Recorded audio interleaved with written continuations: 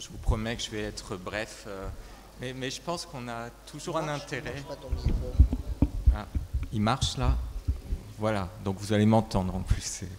Il y a toujours un intérêt à ajouter une dimension internationale à un débat national. C'est intéressant de voir toutes ces discussions sur le numérique. On a sorti, nous, à l'OCDE, une étude sur les enseignants au mois de juin, et un des résultats montrait que 22% des enseignants français au collège utilisent le numérique.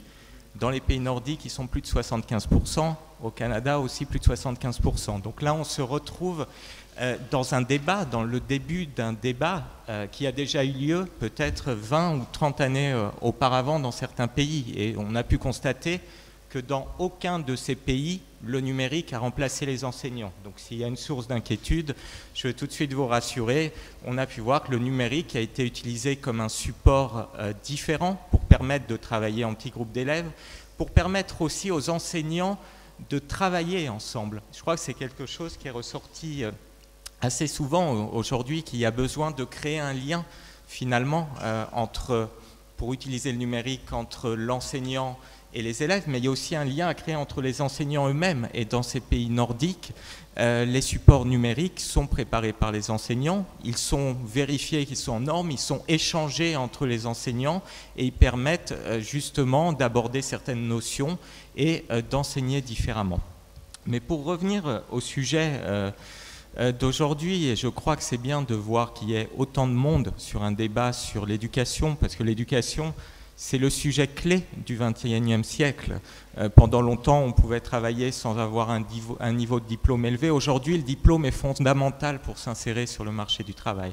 Et on parle très souvent des 150 000 jeunes qui sortent sans diplôme et qui sont dans une situation de précarité. Donc on comprend bien aujourd'hui qu'il est nécessaire d'agir et de lutter contre l'échec scolaire.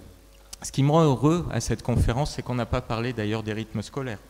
Enfin, on change de sujet et on aborde des sujets essentiels qui vont être réellement utiles pour lutter contre cet échec scolaire. Apprendre à lire, c'est fondamental. Toutes les études de l'OCDE ont montré que quand on prend du plaisir dans la lecture, quand on est motivé dans les apprentissages de la lecture, ou encore quand les parents lisent simplement une histoire par semaine, les performances des élèves sont meilleures. Donc on comprend bien combien la lecture, l'apprentissage de la lecture va être aussi fondamental à la réussite. Un socle commun de compétences, c'est la clé de la réussite aujourd'hui aussi. Il faut comprendre que cette société du XXIe siècle n'est plus la même en termes de demande de compétences. Avant, on pouvait travailler avec des tâches routinières.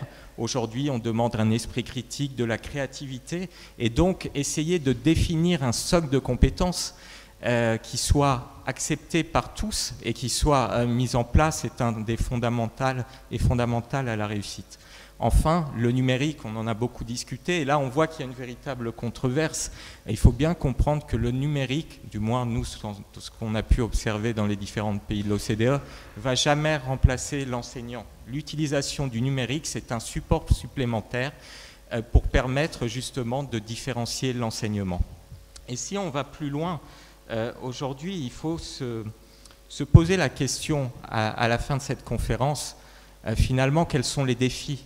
Il y a beaucoup de questions qui sont apparues finalement après la discussion et la présentation de tous les intervenants.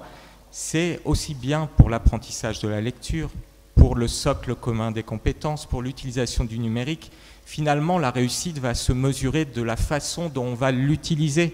Et pour cela, les enseignants vont avoir un rôle fondamental pour s'approprier le socle commun des compétences, pour mettre en place et utiliser des méthodes efficaces à l'apprentissage de la lecture, pour aussi être capable d'utiliser le numérique. Et aujourd'hui, on peut s'interroger si justement la France a suffisamment développé certaines réformes qui touchent à la formation des enseignants. On parle beaucoup de réformes aujourd'hui, on a parlé des rythmes scolaires, on parle du numérique, on parle de l'investissement dans le primaire en termes de capital humain, mais la réussite d'un système d'éducation n'est jamais supérieure à la qualité de ses enseignants. Et aujourd'hui, il est malheureux en France que dans le débat actuel, on ne parle pas assez de la formation initiale des enseignants. Elle s'est mise en place il y a 2 ans et il serait le temps de faire un premier bilan pour justement vérifier que le volet pédagogique du métier soit vraiment opérationnel. Vous savez, en France, en moyenne dans les pays de l'OCDE, vous avez 9 enseignants sur 10 qui s'estiment bien préparés au volet pédagogique de leur métier. En France, il n'y en a que 6 sur 10. C'est le taux le plus bas des pays de l'OCDE. Formation initiale, formation continue. Quand on interroge les enseignants au collège sur leurs besoins, ils expriment des besoins justement sur les techniques du numérique et sur l'apprentissage de la pédagogie différenciée. Donc on comprend bien là qu'il y a une véritable demande des enseignants, une véritable lacune, parce que le système français, pendant longtemps, a fonctionné en utilisant le redoublement pour gérer la difficulté scolaire et l'échec, alors qu'aujourd'hui, et le numérique est peut-être un des outils qui aidera à cette différenciation, il faut faire en sorte de travailler sur la difficulté scolaire. Un dernier point qui ressort vraiment de ces interventions, c'est que finalement l'effort, il doit se porter dès les premières années de la scolarité.